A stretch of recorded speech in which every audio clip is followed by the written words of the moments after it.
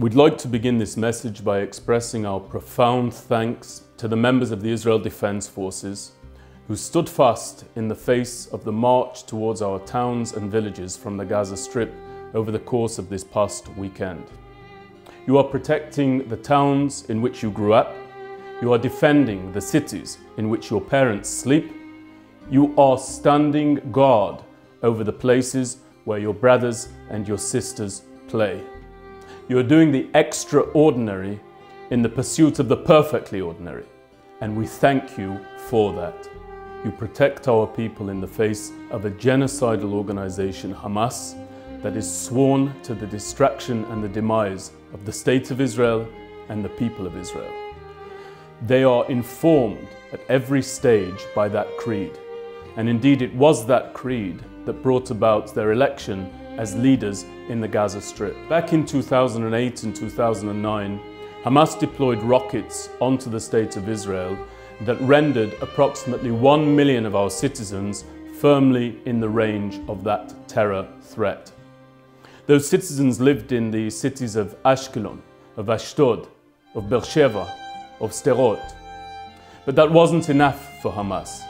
That's why in 2012 they extended and increased the range of those rockets to include the suburbs of Tel Aviv, the suburbs of Jerusalem, and to leap in terms of the number of our citizens who fell in the shadow of terror from 1 million to 3.5 million citizens. In 2014, Hamas again increased the trajectory emanating from the Gaza Strip, placing 5 million of Israel's citizens within the shadow of terror. It's no exaggeration to say that that constitutes approximately 2/3 the Jewish population of the Jewish state. And threats such as those absolutely must be beaten back. Now, in the case of each and every one of those series of rocket attacks, 2008, 2012, 2014, the State of Israel acted in as defensive a capacity as possible. Anybody familiar with the town of Sderot knows that that entire town has been turned into something of a bomb shelter. Every building is reinforced against rocket attack, and the children play no more than 15 seconds sprint away from the nearest shelter.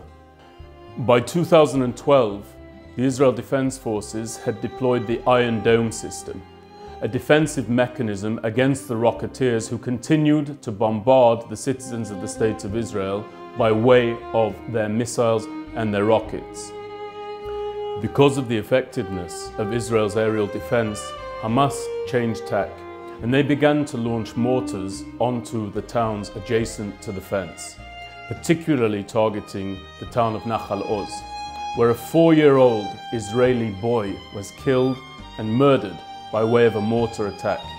His name was Daniel Tregerman, and the lives of his family was shattered forever.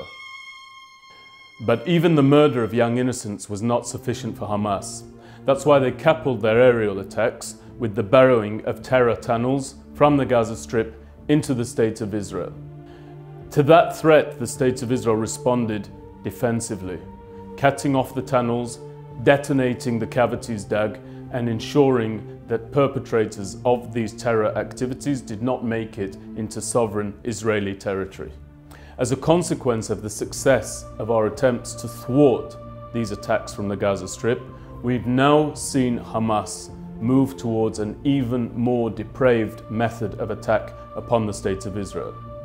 This past weekend, they mobilized tens of thousands of Gazans to move toward the border fence, acting as a cover so that Hamas terrorists and operatives could detonate the fence, could penetrate the fence, and could attack our people within Israel.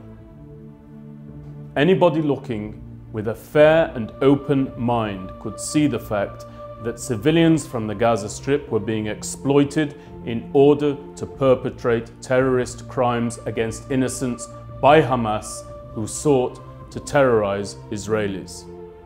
The evidence is there for everybody to see.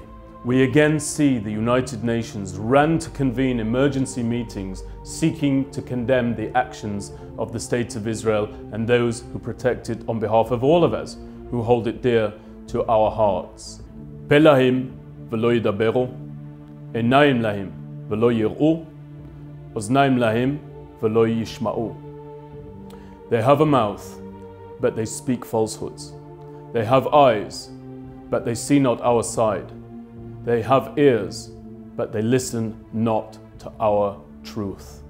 When a people is rocketed the way that our people has been, when our towns are tunneled under by terrorists the way that our towns have been, and when our soldiers have to face down Hamas operatives who seek to storm our border with malicious and murderous intent, nobody has the right to ask us to give ground or to cede our resolve. We will stand fast and we will continue to do so. And if you have a problem with that, we have a problem with you. We reiterate our sincere thanks to the citizen soldiers of the State of Israel, and we thank you for enabling us to yearn evermore toward the manifestation of our most sincere prayer, that of knowing Shalom al Yisrael, peace over Israel.